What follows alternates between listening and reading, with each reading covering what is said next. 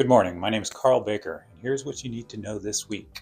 We'll be talking about federal cuts to fair housing, land use reform in Sussex County, and an increase in home improvement fraud across Delaware.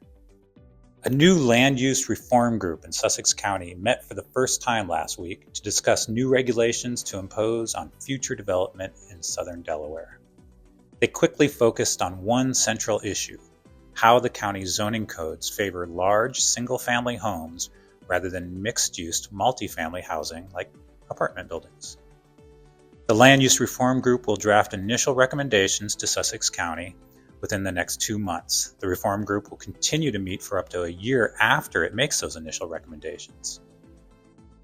Delaware nonprofits and Newcastle County officials are expressing their shock publicly after the Trump administration slashed hundreds of thousands of dollars that would have paid for private attorneys to defend against evictions and other housing issues. Some fear that more cuts will come. In February, federal housing officials terminated a $900,000 grant to one of Delaware's top eviction law firms that enforces what are called fair housing laws across the state. That law firm currently has 80 pending fair housing cases in Delaware, according to the organization. Home improvement fraud has been on the rise since 2019 in Delaware, according to the Delaware Department of Justice. In 2024, Delaware authorities arrested 73 contractors, with reports from police describing the worst offenders as allegedly leaving homes unbuilt after taking hundreds of thousands of dollars in payments. The 2024 arrest figures were the highest in 5 years in data tracked by the DOJ.